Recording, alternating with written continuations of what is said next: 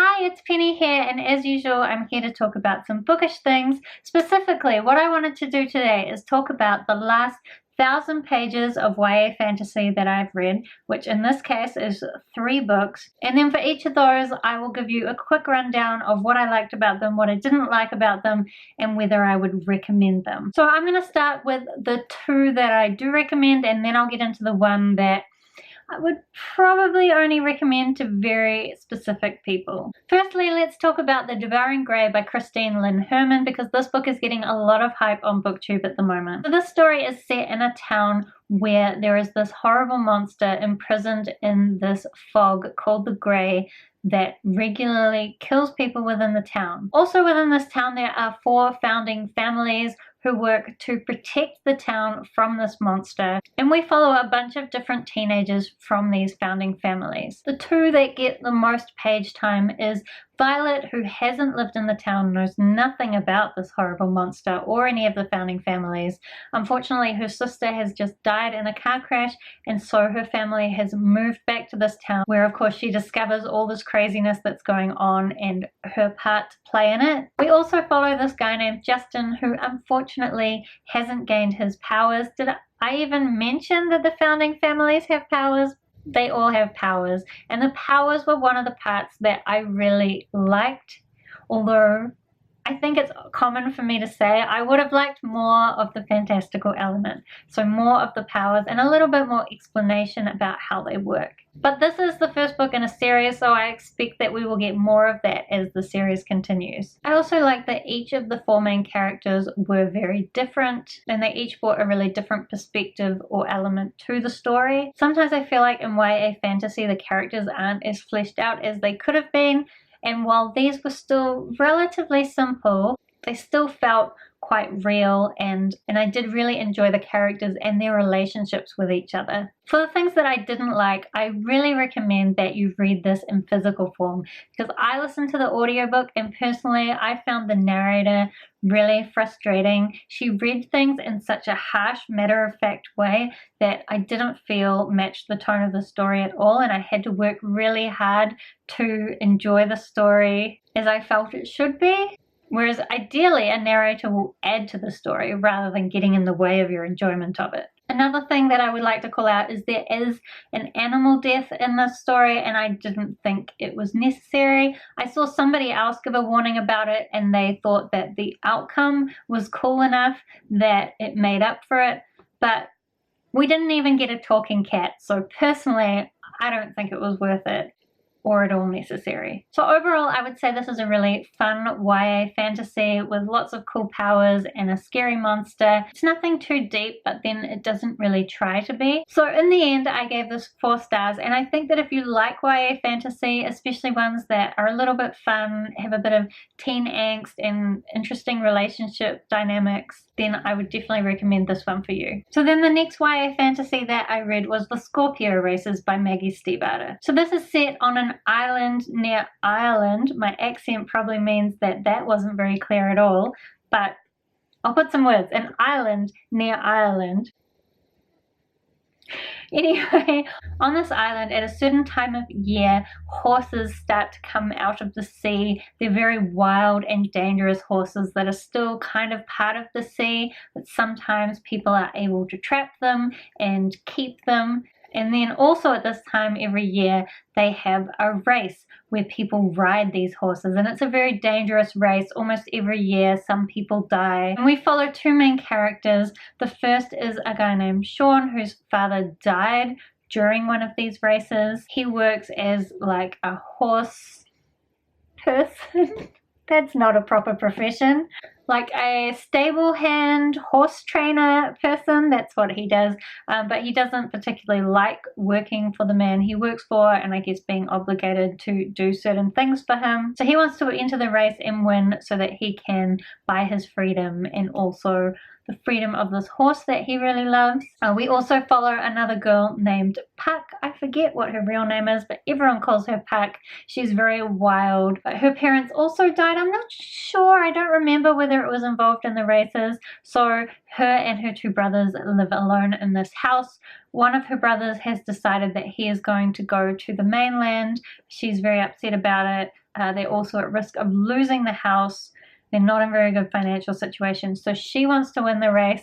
Now, as always, Maggie Stiefvater's writing is really beautiful and lyrical. I thought it was so wonderful and atmospheric. And this is another one where I listened to the audiobook, but in this case, I thought the narration was really amazing. It really added to the story because the narrators, both the man who does Sean and the woman who does Puck, do these beautiful Irish accents. And I just thought the audiobook made the story so much more authentic. I guess I would also say that because the writing style is so beautiful and lyrical, it can seem quite slow. That is a criticism I have heard people say about this book. So I definitely, in this case, would recommend the audiobook because even when it's slower, you can just bump up the speed a little bit or do something else so that your mind isn't so frustrated with the slow pace. And you can just take your time to appreciate the beautiful atmospheric writing. It is true that if you're someone who likes really fast-paced plot books, then this might not be for you. That said, I do normally like a good fast-paced plot, but for this book, I was willing to do without it because the characters were just so wonderful. They felt very real and they're also very strong people, especially Puck. She is such a strong character and I really enjoyed her character a lot, and I thought it contrasted really well with Sean's character, who is much more laid back but strong in a different way. So if you like really character-based fantasy and the idea of these horses that come out of the sea and they're very dark and dangerous in a way that really represents the whole of island life, in a way that really represents what life is like on the island, if that sounds like something you'd be interested in, then I would definitely recommend this book to you. I personally gave it 4 stars because it is true that it didn't change my life, but it was a very enjoyable read. Okay, so let's talk about the last YA fantasy that I read recently, and that is Soundless by Richelle Mead. This is the only one that I read in physical form, and unfortunately it ended up being only a 2 stars. So this story follows this young girl who lives in this village where unfortunately they are stuck at the top of a mountain. It's very difficult for them to get down. There's avalanches all the time. So what they do to survive is they do have a mine and they have this zip line down to the main village at the bottom of the mountain. And they send minerals and the things that they mine down, and in return they get food sent back up. Another interesting feature about this village is that the people in the village cannot hear, so they all use sign language, and also our main character is an artist, and every day they write up these big posters, I guess. They're not posters, but they put up these big things that say the day's news so that everybody can see it. And unfortunately, what's starting to happen now is that some people are also starting to lose their sight. And this is a big problem. They're starting to not get as much out of the mines because they don't have as many able people. And in return, the village down below at the bottom of the mountain isn't sending up as much food. So this has put them in a very difficult situation. So I thought it was a really interesting idea that we have this village where no one can hear and they're starting to lose their sight. In this story as well, at some point one of the characters starts to regain her hearing, and it was really interesting hearing her experience of sound for the first time. I thought that bit was really well done. And I also really liked the romance. It's kind of a slow build romance, but it felt quite realistic. So for most of this book, it was kind of not amazing, but not terrible. I thought maybe I'd give it a 3 stars. But then right at the end, this fantastical element was introduced that we weren't really prepared for. I thought it seemed just very convenient and I didn't really believe it.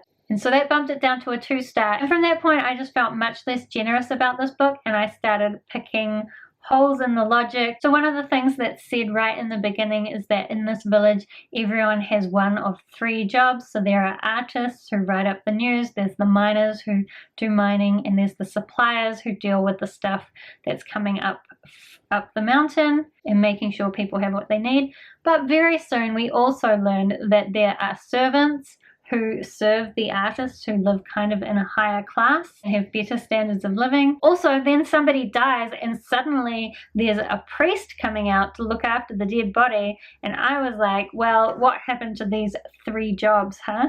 Seems like there's a few others. So I did think the world building was definitely lacking. Also, the writing was just not that great. For those of you who this annoys, there were 2 instances where she let go of a breath she didn't realize she was holding.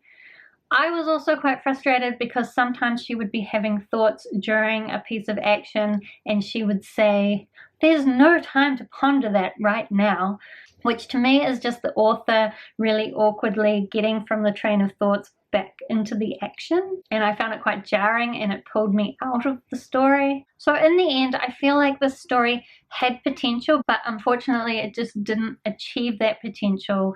So as I said, I only gave it 2 stars. It was a bit of a disappointment.